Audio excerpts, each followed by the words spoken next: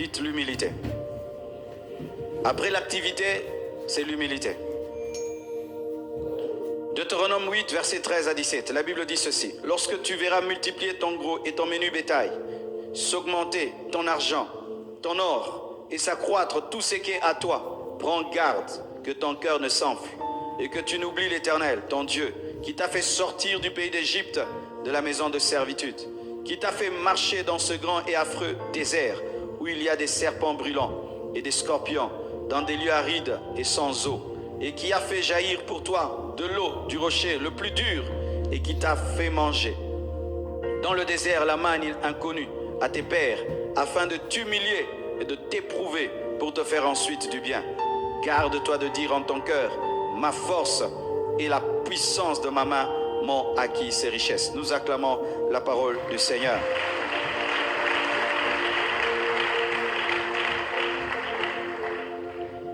Là, Dieu est en train de prévenir Israël, parce que Dieu connaît l'homme.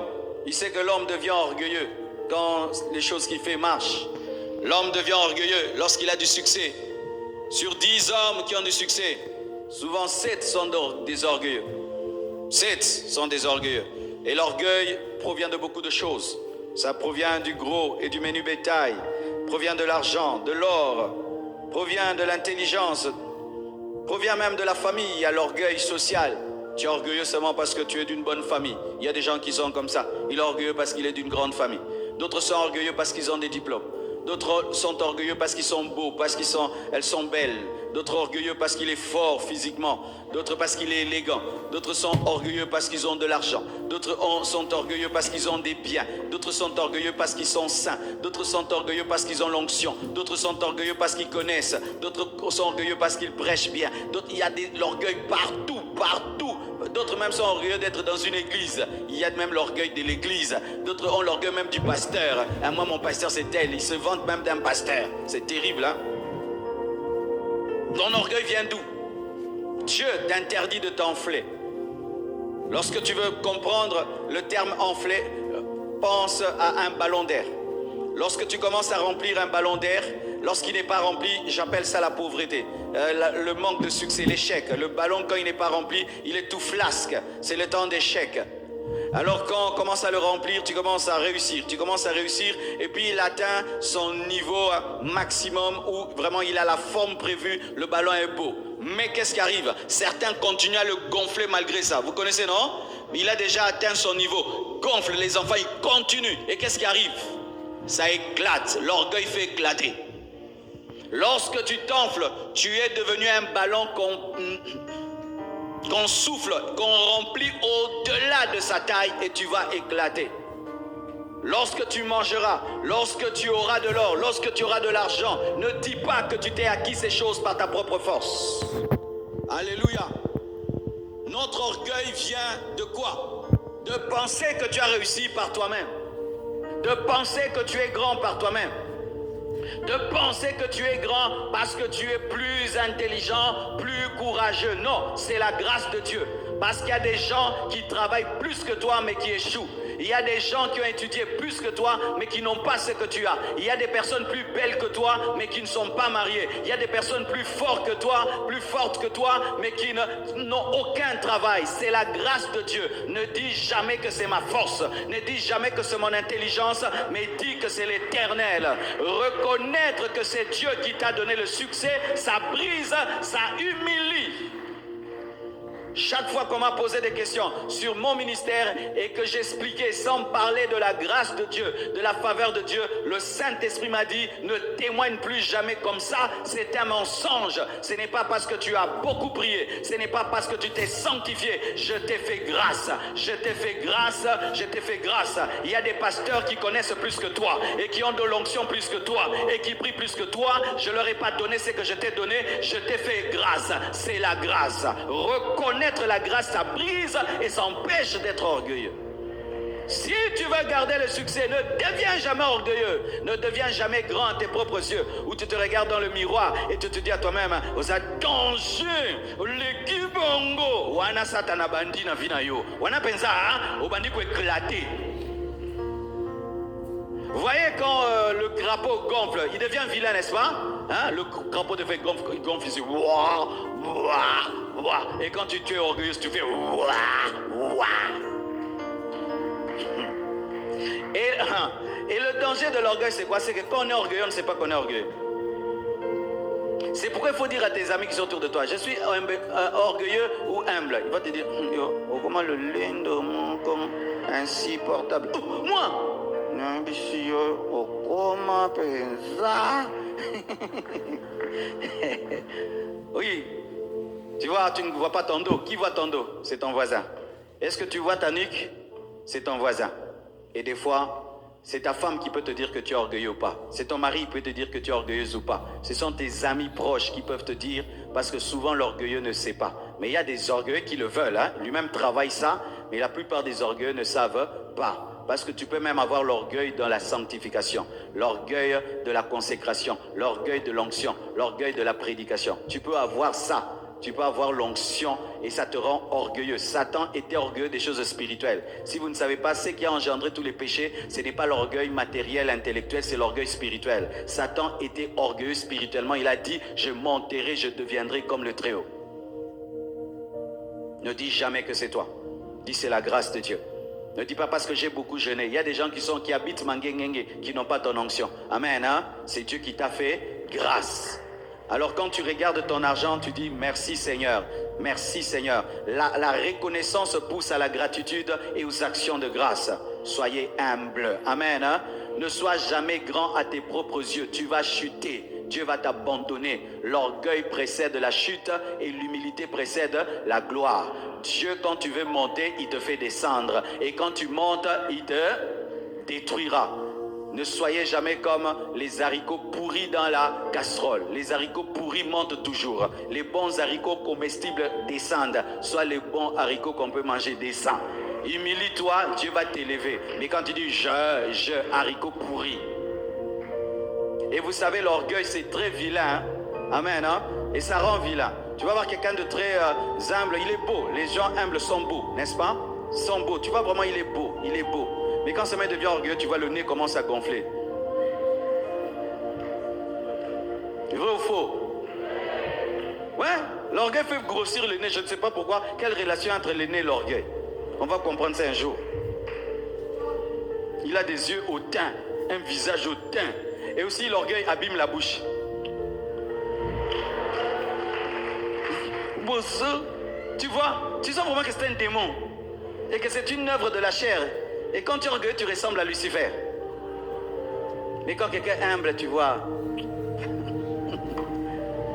Ah oui, mes frères, une belle femme qui est orgueilleuse, est-ce qu'on va encore sa beauté?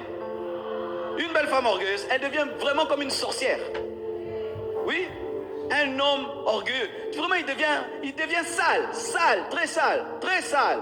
Et certains dans la vie, ils pensent que non, ils ont des démons qui les combattent. Non, tu es tellement orgueilleux que personne ne veut être ton ami. Oui, tu es tellement orgueilleux que personne ne veut t'épouser. Personne ne veut t'épouser, tu es trop orgueilleuse, trop orgueilleuse, trop orgueilleuse. On ne veut pas t'épouser, on ne peut même pas te saluer. Parce que tu es belle. Oh, vraiment, oh, c'est quoi ça? Parce que tu es belle, on ne peut pas te saluer. Quoi, c'est quoi là? Ça devient des menaces maintenant. Tu m'as salué moi? Oui, toi. Oh, tu m'as vu, je t'ai vu. Bonjour. Boniboué. C'est quoi là? Ah oui, hein? Quand j'étais païen, moi j'aimais briser les orgueils à l'école. Il y avait des filles à l'école là vraiment, oh, elles se sentent. Oh, je dis, mais tu es reine ou quoi? Elle ne peut pas écrire à l'école, il faut qu'on écrive pour elle. Je dis, tiens, tu vas écrire. Donc moi je paye le Minerval ici pour t'écrire. Maman, tu vas écrire. Oh, Tuna, c'est quoi? Écris, c'est quoi? Pourquoi tu te trouves extraordinaire? Que toi tu es comme, tu planes dans les airs et toi tu dors au ciel. Si tu veux être humble dans la vie, hein, le matin quand tu te réveilles, fais ça. Nous tous ici, nous tous ici, sois humble. Quand tu fais ça, tu es poussière. Tu es un homme, hein, cher. Sois humble, sois humble.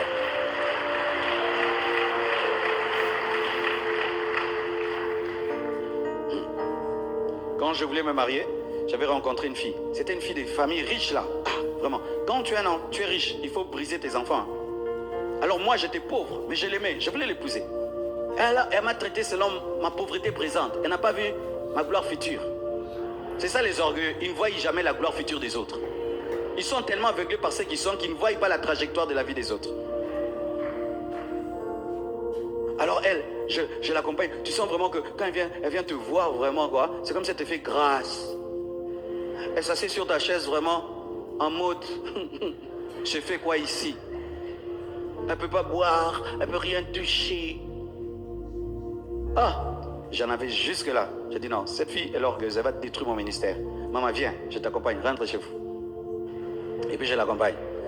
Et même ton argent, elle ne peut pas prendre. Pourquoi? C'est l'argent des offrandes.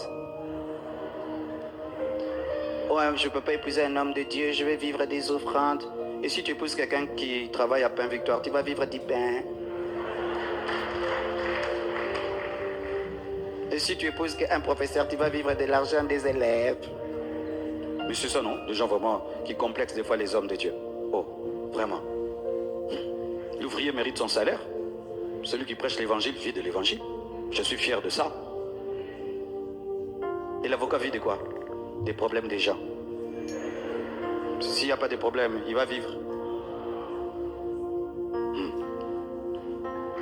Alors ce jour-là, je la mets dans la voiture. Quand je la mets dans la voiture, je prends l'argent. Je donne au taxi, je dis, mets dans l'endroit. Ataboui, qui est né dans Bongala. L'orgueil. Et je peux m'en dire le futur, hein, dans les futurs. Dans les futurs. Quelqu'un vient te voir, tu les regardes ici jusqu'en haut. Pourquoi tu es comme ça? Pourquoi vous regardez les gens comme ça? Pourquoi tu regardes les gens comme ça? Les gens voient comment tu regardes, hein? C'est pourquoi tu n'as pas de grandes relations. Faites très attention, soyez humble.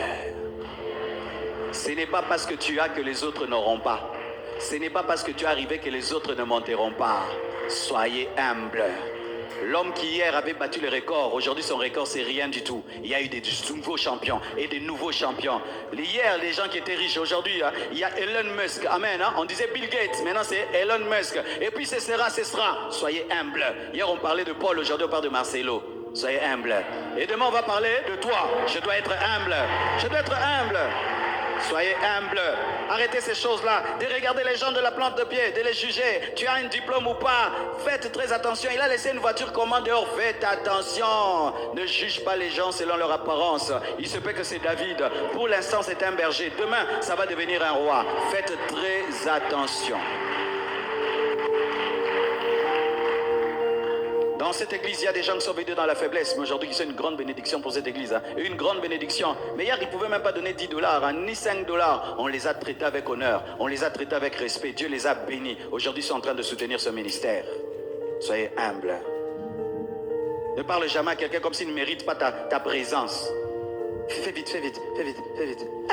Et Dieu, tu es Dieu. Même Dieu donne le temps aux gens.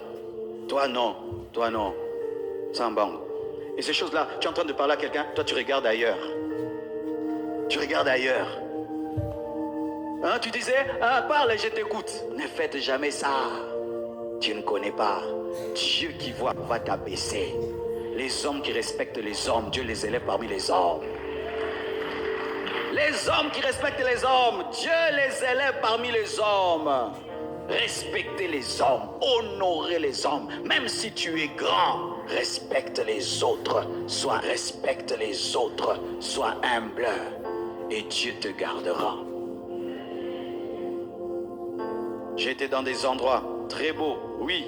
Mais le service était rempli d'orgueil. Je ne suis jamais plus revenu. Et je suis entré dans des endroits simples.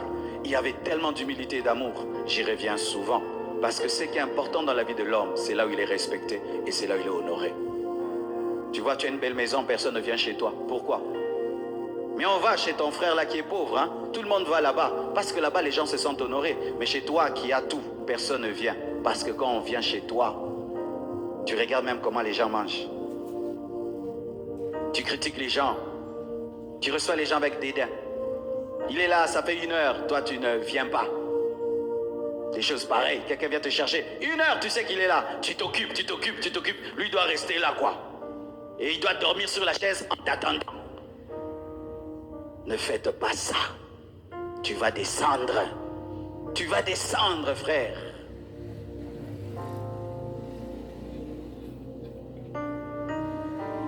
Terminons.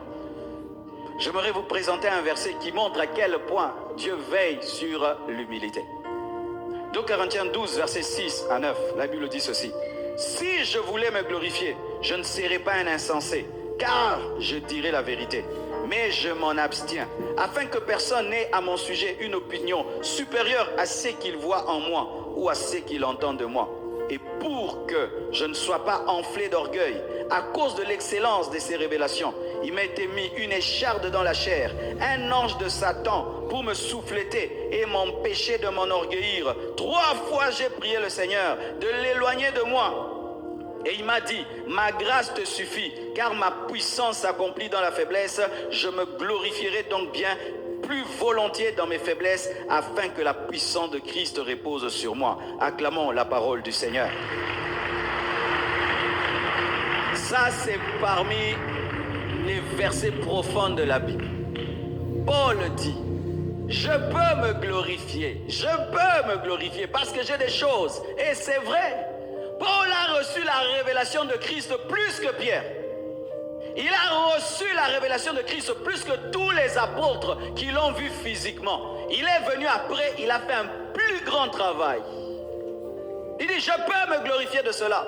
Je peux même me glorifier de mes origines. Il était juif.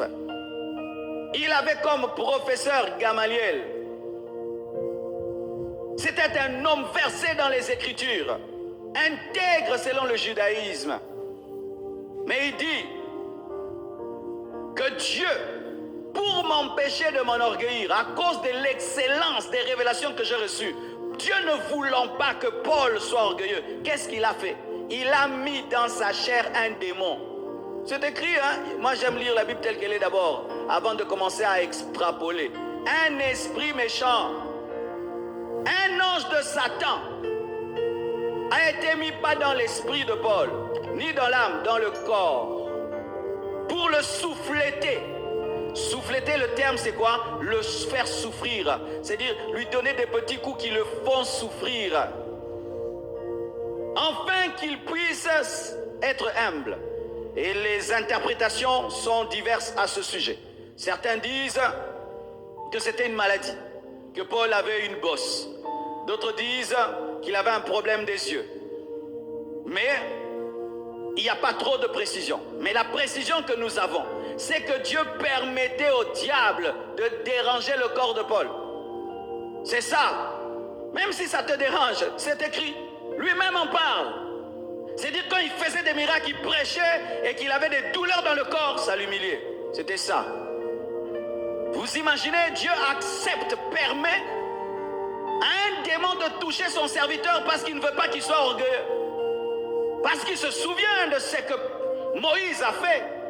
Moïse a frappé le rocher au lieu de parler. Et Dieu a dit, tu n'entres pas. C'était l'orgueil aussi. Il se souvient de la rébellion de Lucifer. Et il a permis au diable de déranger le corps de Paul pour qu'il ne devienne pas orgueilleux. C'est dire quoi? Si cet esprit ne dérangeait pas Paul, il allait être orgueilleux. Oui, c'était comme un frein. Un frein. Un frein. Ce n'est pas que Dieu va t'envoyer cela. Mais qu'est-ce qui arrive des fois? C'est que lorsque Dieu voit qu'il t'a beaucoup donné et cela peut t'amener de l'orgueil, il va t'humilier dans un domaine de ta vie. C'est quand tu vois un grand prédicateur, mais lui-même n'a pas d'enfant. Tu vois un grand prédicateur, il fait marcher les paralytiques, lui-même porte les lunettes. Un grand Moïse, lui-même bégaye. Comme ça te garde dans l'humilité. Lorsque Dieu voit que tu risques de t'enorgueillir, il peut créer dans ta vie un problème qui t'humilie. Ou tu dis, je suis un homme. Parce que si tu étais Dieu, toi-même, tu allais résoudre ton propre problème. Alléluia. Frère, Dieu n'aime pas l'orgueil, mes frères. Dieu n'aime pas l'orgueil. Et toi, peut-être, tu n'as pas encore discerné la chose que Dieu a établie dans ta vie pour te garder humble. Il se peut qu'il y a quelque chose dans ta vie où Dieu sent que tu es très orgueilleux, il met un problème dans ta vie. Que ce soit là où tu pleures toi aussi, là où tu cries toi aussi. Et il a prié 3 fois et Dieu a dit, je n'enlève pas, ma grâce te suffit. Au Tigala Bongo. C'est-à-dire que Paul est mort avec ce problème-là. Dieu ne l'a jamais résolu. Parce que c'était important. Lorsque tu as une Ferrari qui va vite, il faut avoir des bons freins. C'était le frein. Certains, ils disent, moi aussi Dieu m'a mis un ange. C'est souvent quand la dimension spirituelle est tellement élevée que tu peux devenir un Dieu. Vous voyez, il y a des hommes qui sont devenus dieux, qui ont créé même des religions. Paul pouvait créer une religion, mes frères. Mais Dieu voyant le bagage qu'il lui a donné et le danger qu'il courait, Dieu l'a brisé en créant ce problème-là. Pour te dire, frère, quand tu joues à l'orgueilleux, à parler comme un orgueilleux, à marcher comme un orgueilleux, à réagir comme un orgueilleux, à t'enfler de ce que Dieu t'a donné par grâce, ce que Dieu a fait dans ta vie par grâce, tu es en train de chercher dans ta vie un problème qui va t'humilier.